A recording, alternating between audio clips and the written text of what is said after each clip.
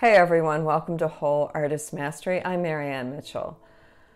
I want to talk about how what we do as whole artists, people who are engaging the viewer intellectually through the structure of the composition, connecting emotionally with the colors and marks that the artist is using, and that the physicality of the paint and the tools that the artist is using becomes the instrument through which the whole thing is communicated. And so when these three things are fully integrated, the intellectual engagement, the emotional connection, and the physical instrument, there's this sense of wholeness and an experience that's almost indescribable about mirroring back to who we are as a human being, what we're looking at.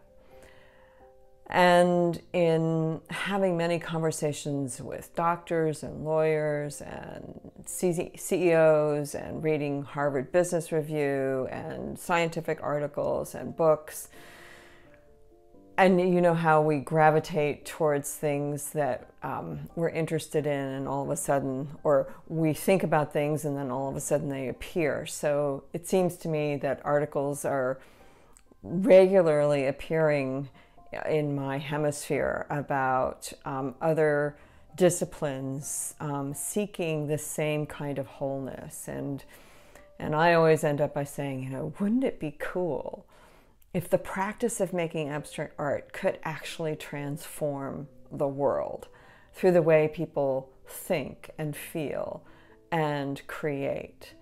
So the latest article that came across my path is an article that was in the National Geographic. It was written by Stacy Colino, and it's called "The Science of Why You Have Great Ideas in the Shower." So I'm just going to read you one little paragraph, because as I read through this article, I said, well, she's talking about the 4 phases that we go through to make abstract art: reckless abandon, critical analysis, integrating those two, and then resolution. How you know that you've reached the full painting. How do you know a painting is finished? Or how do you know that you've reached a full resolution and an idea or a way forward? So listen carefully. I'm going to read you this one little paragraph, which is speaking to what I believe is exactly the same thing as reckless abandon. Rather than constantly grinding away at a problem or desperately seeking a flash of inspiration, research from the last 15 years suggests that people may be more likely to have creative breakthroughs or epiphanies when they're doing a habitual task that doesn't require much thought, an activity in which you're basically on autopilot.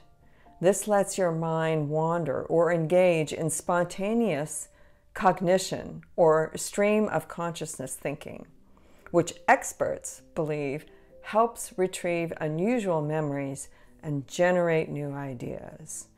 So the key words here are wandering, spontaneous cognition, stream of consciousness, generating new ideas. All of that happens when we're in the zone of reckless abandon. And so how do we get into reckless abandon? Well, the first words that I always share with people to help you let go of all of the expectations and judgments and shoulds is to hold 100% kindness for yourself and 0% expectations. And that's something that you do when you're in the shower, which is what this article is really talking about. That when you're in the shower, you're not judging yourself, you're not expecting, well, you might be expecting a nice hot shower and it's cold, which I've experienced, but it's a time when you just kind of let go. And it's the same thing in painting with reckless abandon.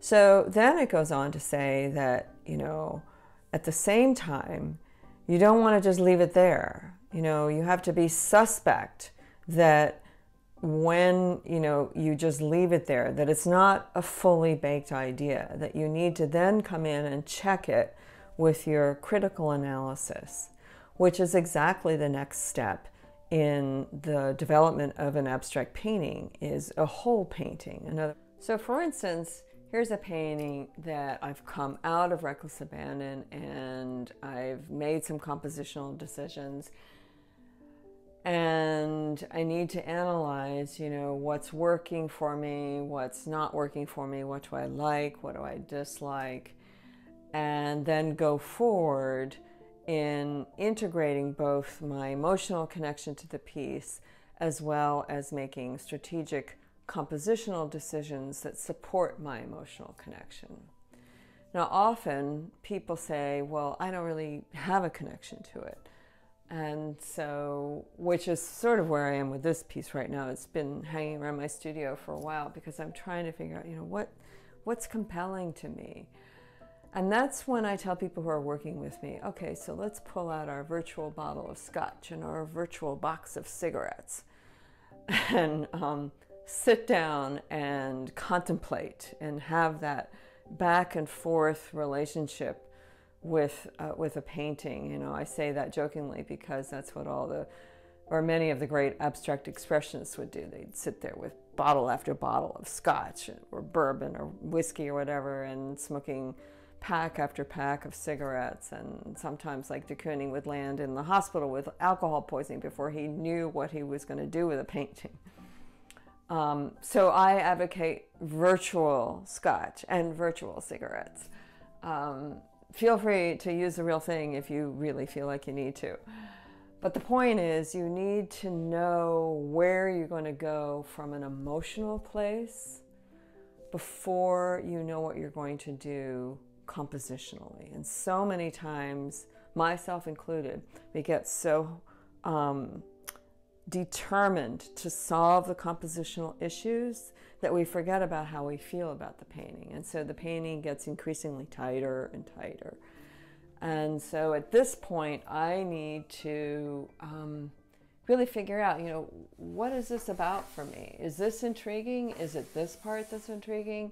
Are the two linked in some way that I want to make them linked?